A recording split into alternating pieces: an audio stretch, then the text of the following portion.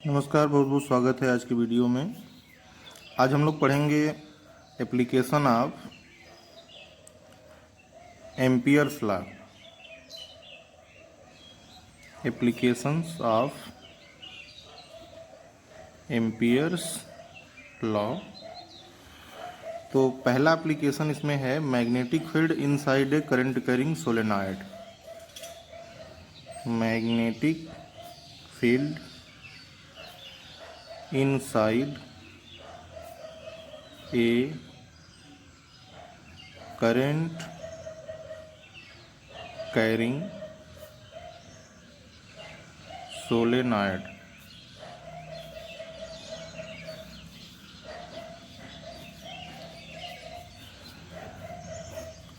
Magnetic field inside a current carrying solenoid. तो आइए देखते हैं कैसे निकलेगा। तो सबसे पहले हम लोग एक सोलेनॉइड बना लेते हैं।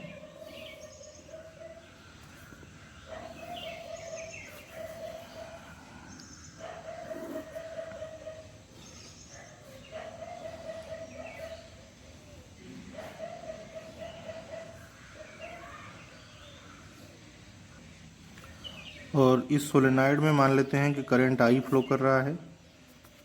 तो ऐसे पीछे से जाएगा तो आगे इस तरह से।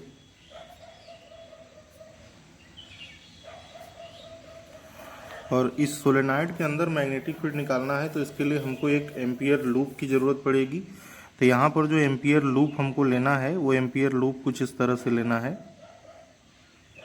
ऐसे रेक्टेंगुलर शेप का।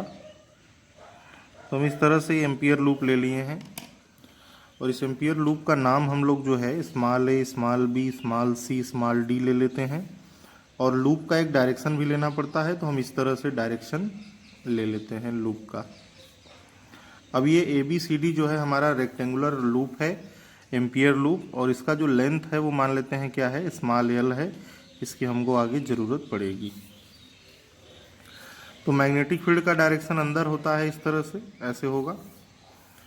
तो आइए लगाते हैं अब एम्पियर लॉ इसमें। तो एम्पियर लॉ अगर हम लोग लगाएंगे तो इसके पहले हम लोग एक चीज़ कंसीडर कर लेते हैं कि let small n be the total number of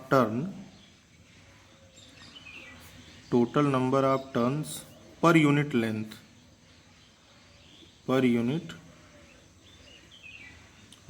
small n क्या है, total number of turns per unit length है। तो इसके बाद हमको क्या करना है कि नाउ यूजिंग एम्पियर लॉ,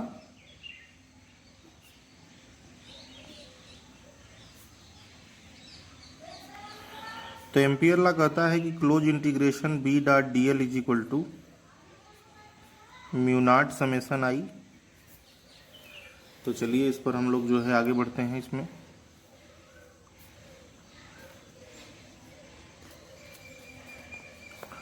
अब बी डॉट डी एल का मतलब ये हुआ कि हमको जो है पूरे लूप पर चलना है और B dot D L apply करना है। तो हम लोग देख रहे हैं कि हमारा जो एम्पियर लूप है वो 4 पार्ट में है, ए से बी, बी से सी, सी से डी और फिर वापस डी से ए। तो इसको हम 4 पार्ट में डिवाइड कर लेंगे। A to B, B dot D l, फिर उसके बाद B to C, B dot D l, फिर उसके बाद C to D, B dot D l, फिर उसके बाद D to A, B dot D l, mu naught summation I. तो पहले वाले टर्म में हम लोग देख रहे हैं कि ए से बी तक जो डायरेक्शन डी एल का है वही डायरेक्शन बी का है। तो एंगल 0 हो जाएगा। तो हम इसको क्या लिख सकते हैं, close integration A B B into d l into cos 0 plus B to C में हम लोग देख रहे हैं कि डी एल का डायरेक्शन और बी का डायरेक्शन एक दूसरे से 90 डिग्री के एंगल पर हैं। तो ये वाला टर्म क्या हो जाएगा, 0। इनका डॉट प्रोडक्ट 0 हो जाएगा।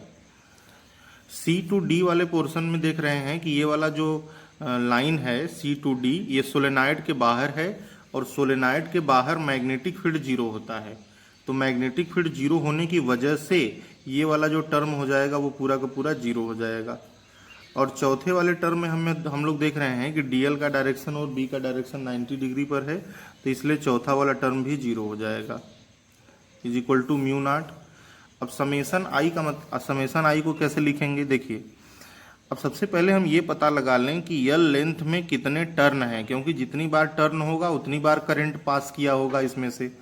तो स्मॉल एन क्या है, total number of turn per unit length.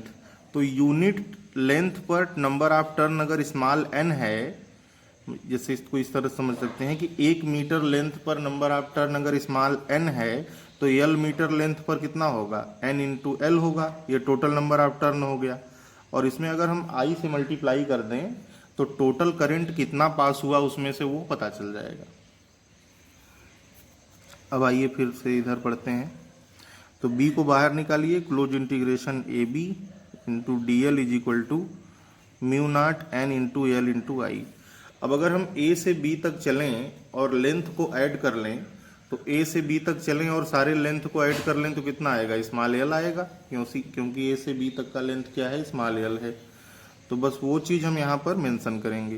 तो b into L is equal to क्या हो जाएगा, mu naught N L I, L से एल गया कट, तो b इज इक्वल टू कितना आ गया, म्यू नॉट एन आई। ये हमारा हो गया क्या, फार्मूला हो गया सोलेनॉइड के अंदर मैग्नेटिक फील्ड का।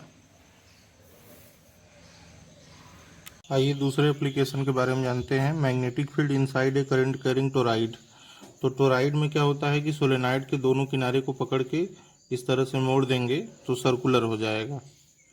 तो सर्कुलर हो जाएगा तो उसको हम लोग टोराइड कहेंगे। तो टोराइड में क्या होता है कि इस तरह से करंट होगा इसमें, ऐसे सर्कुलर टाइप का।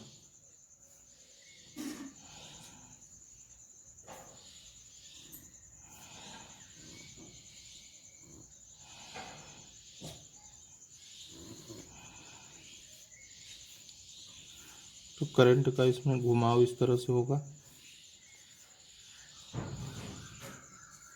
आई करंट गया, आई करंट आया। तो इस सोलेनॉइड का मान लेते हैं कि जो रेडियस है वो क्या है, स्मॉल आर है। और इसमें जो हम एम्पियर लूप लेंगे, तो चूंकि मैग्नेटिक फील्ड इसके सेंटर पर टेंजेंशियल होगा, तो हम लोग स्मॉल आर रेडियस का एक रिंग ले लेंगे। और स्मॉल आर रेडियस का जो रिंग होगा यही हमारा एम्पियर लूप का काम करेगा, एम्पियर लूप का काम करेगा। तो इसमें भी हम लोग सेम टू सेम लेते हैं कि let small n be the total number of turn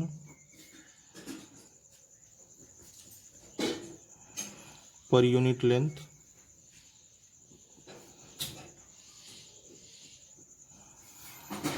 तो लगा देते हैं, close integration B dot D l is equal to mu naught summation I.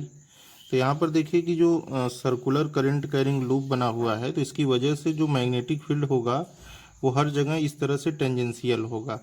तो हम लोग लूप का भी यही डायरेक्शन ले लेते हैं, जिसकी वजह से क्या होगा, बी डॉट डी एल हमेशा के लिए, मतलब एंगल जो है हमेशा के लिए जीरो हो जाएगा। तो कास जीरो की वैल्यू 1 हो जाएगी।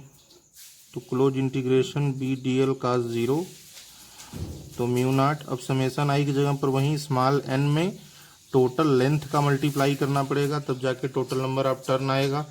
तो इसका टोटल लेंथ कितना हो जाएगा, 2 पाई आर, और करंट हम लोग आई से मल्टीप्लाई कर देंगे।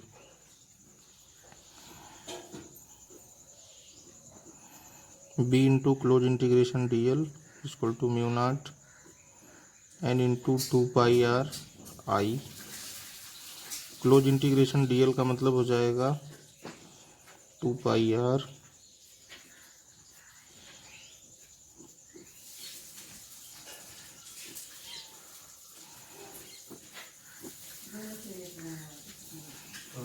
Mu naught N I. तो हम लोग देख रहे हैं कि फार्मूला जो है वो दोनों में सेम टू सेम है। जो फार्मूला सोलेनॉइड में होता है वही सेम टू सेम फार्मूला हमारा टोराइड में भी होता है।